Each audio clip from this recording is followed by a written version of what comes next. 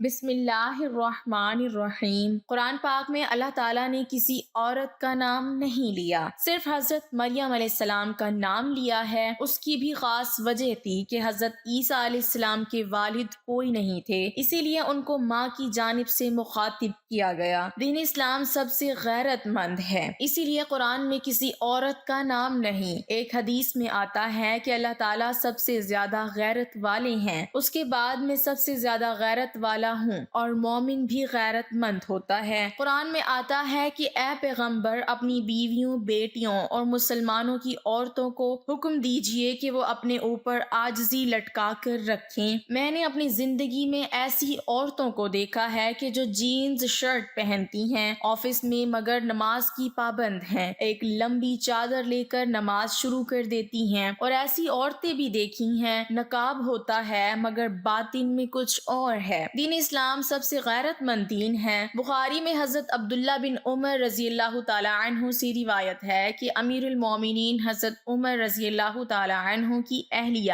ان کے دور خلافت میں فجر اور عشاء کی نماز کے لیے باقاعدگی کے ساتھ مسجد میں جایا کرتی تھیں۔ حضرت عمر رضی اللہ تعالی عنہ کو یہ بات اپنی طبی غیرت کی وجہ سے پسند نہیں تھی، مگر منع بھی نہیں کرتے تھے۔ اس کی وجہ حضرت عبداللہ بن عمر رضی اللہ تعالی عنہ یہ بیان کرتی ہیں کہ جناب نبی صلی اللہ علیہ وسلم نے ارشاد فرمایا کہ بندیوں کو مسجد میں جانے سے نہ روکا کرو، اس لیے حضرت عمر رضی اللہ تعالی عنہ پسند نہ ہونے کی باوجود اپنی اہلیہ کو مسجد میں جانے سے نہیں روکتے تھے۔ اس کا مطلب ہے کہ غیرت کا اظہار بہت اچھی چیز ہے، لیکن جو حقوق عورت کو شریعت نے دے رکھے ہیں انہیں غیرت کے نام پر ان سے روکنا درست نہیں۔ ایک حدیث میں آتا ہے کہ امام مسلم رحمۃ اللہ علیہ نے صحیح مسلم میں نبی صلی اللہ علیہ وسلم سے حدیث بیان کی ہے۔ نبی صلی اللہ علیہ وسلم نے فرمایا، دو قسمیں جہنمی ہیں، میں نے انہیں دیکھا نہیں۔ کچھ مردوں کے پاس گائے کی دموں جیسے کوڑے ہوں گے جن سے وہ لوگوں کو ماریں گے، اور دوسری قسم وہ عورتیں جو کپڑے پہننے کے باوجود بھی ننگی ہوں گی، وہ مائل ہونے والی اور دوسروں کو اپنی طرف مائل کرنے والی ہوں گی۔ ان کے سر بختی اونٹوں کی کوہان جیسے اونچے ہوں گے، یہ دونوں نہ تو جنت میں داخل ہوں گی اور نہ ہی اس کی ہوا کو پائیں گی۔ میں نے ایسی عورتوں کو بھی دیکھا ہے جن کو دیکھ کر مجھے یہ حدیث یاد آ جاتی ہے، خاص طور پر سوشل میڈیا پر ایسی عورتیں جن کو مشہور ہونے کا شوق ہے بلکہ جنون ہے۔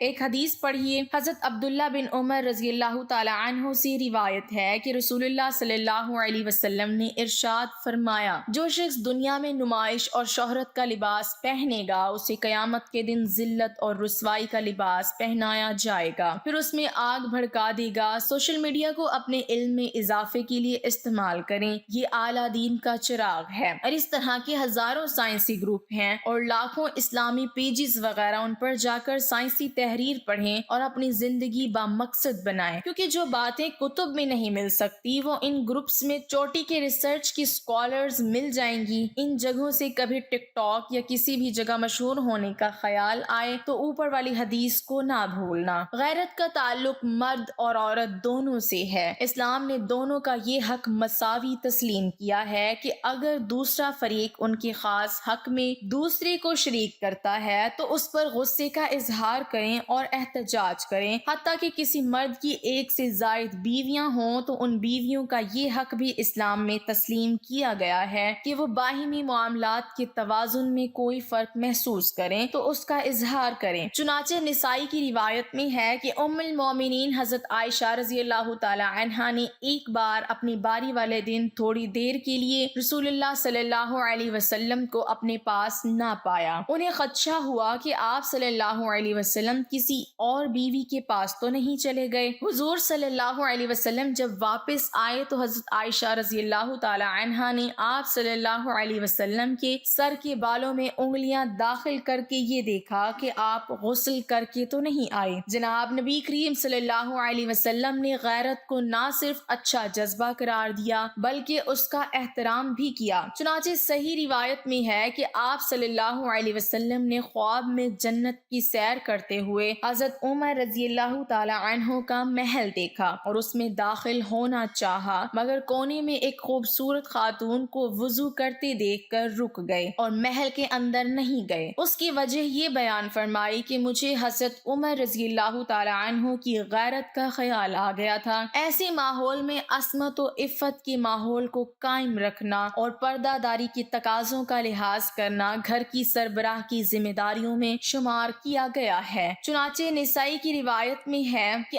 حضرت صلی اللہ علیہ وسلم نے فرمایا کہ اس شخص پر جنت حرام کر دی گئی ہے، اور پھر اس کی وضاحت بھی آپ صلی اللہ علیہ وسلم نے خود فرمائی کہ وہ شخص جو اپنے گھر والوں میں بے حیائی کی باتیں برداشت کر لے۔ وجہ تحریر یہ ہے کہ یہ جس حال میں مرضی ہوں اپنے من کو صاف رکھیں، کسی کے متعلق بدگمانی نہ کریں، آپ کتنے بھی بڑے عہدے پر ہوں پر کبھی دین پر انگلی نہ اٹھائیں۔ ہمارا دین اس بات کو سخت ناپسند کرتا ہے اور وہ اس کا بدلہ لے کر رہتا ہے۔ یہ بہت باریک نکتے کی بات ہے، کیونکہ ہمارا دین سب سے غیرت مند ہے۔ اپنے روپے، پیسے، عہدے کی وجہ سے بعض دفعہ دین پر اعتراض کر دیتا ہے۔ تاریخی روایت میں آتا ہے کہ حضرت عثمان رضی اللہ تعالی عنہ سے خلافت سے دستبرداری کا مطالبہ کرنے والے باغی جب انہیں شہید کرنے کے لیے گھر میں داخل ہوئے تو امیر المومنین رضی اللہ تعالی عنہ کی اہلیہ محترمہ حضرت نائلہ رضی اللہ تعالی عنہا نے عربوں کی روایت کے مطابق سر کے بال بکھیر کر حملہ آوروں پر رحم کی دہائی دینا شروع کر دی۔ اس پر حضرت عثمان رضی اللہ تعالی عنہ نے دور سے چلا کر آواز دی کہ اپنی چادر اوڑھ لو، کیونکہ تمہارے ننگے سر ہونا میرے لیے ان لوگوں کے حملے سے زیادہ تکلیف دہ ہے۔ اس وقت حضرت عثمان رضی اللہ تعالی عنہ بوڑھے اور ضعیف تھے۔ ابو داؤد کی روایت ہے کہ حضرت صلی اللہ علیہ وسلم ایک بار ام المومنین حضرت عائشہ رضی اللہ تعالی عنہا کے پاس ان کے حجرہ میں تشریف لائے تو ایک نوجوان ان کے حجرے میں بیٹھے ہوئے تھے۔ یہ دیکھتے ہی آپ صلی اللہ علیہ وسلم کے چہرے کا رنگ متغیر ہو گیا۔ جیسے ہی حضرت عائشہ رضی اللہ تعالی عنہا نے بھانپ لیا اور فوراً وضاحت کی کہ یا رسول اللہ، یہ میرا رضائی بھائی ہے۔ ہمیں یہ چیزیں سمجھنے کی ضرورت ہے کیونکہ ہماری تاریخ میں قندیل بلوچ کا قتل، سری لنکن